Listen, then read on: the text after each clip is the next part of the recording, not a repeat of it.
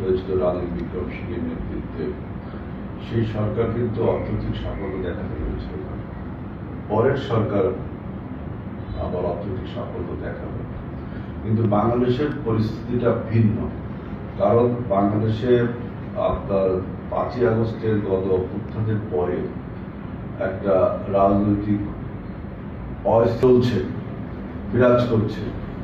এই রাজনৈতিক অস্থিতিশীলতাকে কাটিয়ে একটা স্থিতিশীল রাজনৈতিক পরিবেশের একটি নির্বাচিত সরকারের, যখন এই স্থিতিশীল পরিবেশ তৈরির যে পূর্ব শর্ত নির্বাচিত সরকার, সেটা যখন আনসার্টেনিটির মধ্যে পড়ে গেল, তখন আপনি জানেন যে রাজনীতির সাথে অর্থনীতি অঙ্গাঙ্গিভাবে জড়িত।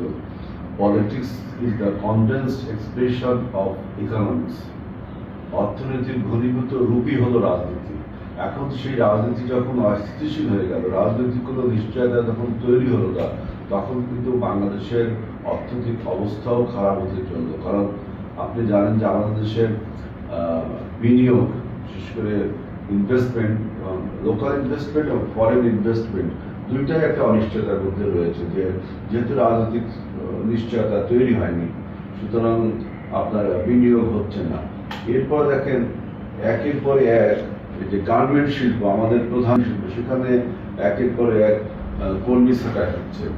গার্মেন্টস রপ্তানি বন্ধ হওয়ার উপক্রম হয়েছে, যেহেতু একটা শ্রমিক অসন্তোষ সেখানে রয়ে গেছে। এরপরে নতুন করে যোগ হয়েছে যুক্তরাষ্ট্রের 35% আপনার ট্যাক্স বা শুল্ক যোগ হয়েছে। এতে হয়তো যুক্তরাষ্ট্রে আমরা মাত্র 37% গার্মেন্টস পণ্য রপ্তানি করি। এই সমস্ত তাহলে অতিরিক্ত কর্মী কিন্তু ছাঁটাই হবে, অর্থাৎ আনএমপ্লয়মেন্ট বাড়বে এবং সামাজিক একটা বিশৃঙ্খলা কিন্তু তৈরি হয়েছে সারা দেশে। রাজনৈতিক বিশৃঙ্খলার পাশাপাশি সামাজিক বিশৃঙ্খলা, এবং এই সামাজিক অস্থিরতার জন্য সামাজিক অন্যায়গুলো বেড়ে যাচ্ছে। এর ফলে বাংলাদেশের লোকাল ইনভেস্টররা ইনভেস্ট করতে ভয় পাচ্ছে, আর বিদেশি বিনিয়োগকারী বিনিয়োগ করছেই না। যদিও বর্তমান ইন্টারিম গভর্নমেন্ট বিনিয়োগের জন্য একটা অর্থহীন প্রচেষ্টা, আমরা তখনই বলেছিলাম যে রাজনৈতিক স্থিতিশীলতা ছাড়া কখনো রাজনৈতিক বিনিয়োগ হয় না। এই সমস্ত কারণে নিম্নবর্তী এবং ডিভাস্টেড প্রায়। এবং যদি আপনি মনে করেন যে রিজার্ভ বাড়ছে, কারণ কি? আপনার তো আমদানি করতে হচ্ছে না। ক্যাপিটাল মেশিনারির যে আমদানি, সে আমদানি পুরো বন্ধ, খরচের জায়গায় তো নেই। কারণ আপনার বৈদেশিক যে মুদ্রাগুলো আছে, রেমিটেন্স এবং গার্মেন্টস পণ্য রপ্তানি, এই দুইটা খাত থেকে যে আমরা পাচ্ছি বৈদেশিক মুদ্রাগুলো, সেটা তো আপনার কিছু আমদানি করছেন না। সুতরাং এই বৈদেশিক মুদ্রা রিজার্ভ বাড়া মানে বাংলাদেশের অর্থনৈতিক অবস্থা ভালো তা না, বা জিডিপি আমাদের কমে গেছে, তারপরে আপনার মুদ্রাস্ফীতি বেড়ে গেছে। এই সমস্ত কারণ হলো যে যখনই বাংলাদেশে একটা রাজনৈতিক স্থিতিশীলতার পরিবেশ তৈরি, নিশ্চয়তা তৈরি হবে, তখন দেখবেন অর্থনীতি আরো স্মুথ করতে চলবে। এখন পৃথিবীর প্রতিটা দেশে যখনই পলিটিক্যাল আনস্টেবিলিটি, ইকোনমিক আনস্টেবিলিটি তৈরি হয়, রাজনীতির সাথে অর্থনৈতিক পরিস্থিতি আন্দোলনিকভাবে জড়িত। সুতরাং যেদিন মানুষ বুঝবে যে বাংলাদেশের রাজনীতিতে নিশ্চয়তা তৈরি হয়েছে এবং পলিটিক্যাল একটা হারমোনি, পলিটিক্যাল একটা স্মুথনেস রয়েছে, তখন আমি মনে করি যে বাংলাদেশের অর্থনীতি ভালো হবে।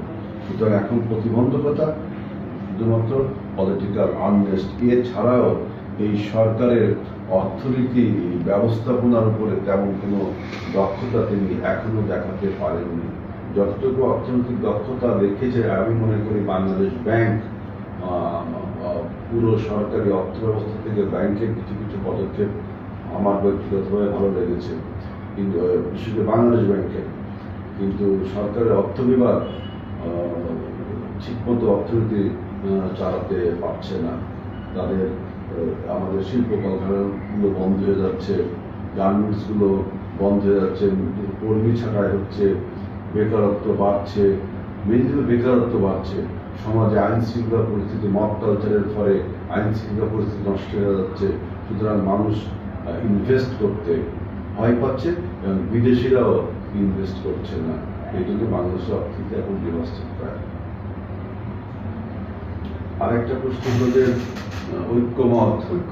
একটা জিনিস মনে রাখবেন যে রাজনীতিবিদ, সমাজের গণ্যমান্য ব্যক্তি, সিভিল সোসাইটি, আরো যে বৃহত্তর ঐক্য, এই ঐক্য থাকলে রাজনীতি ভালো হয়, সামাজিক বিন্যাসও ভালো হয়, কিন্তু অর্থনৈতিক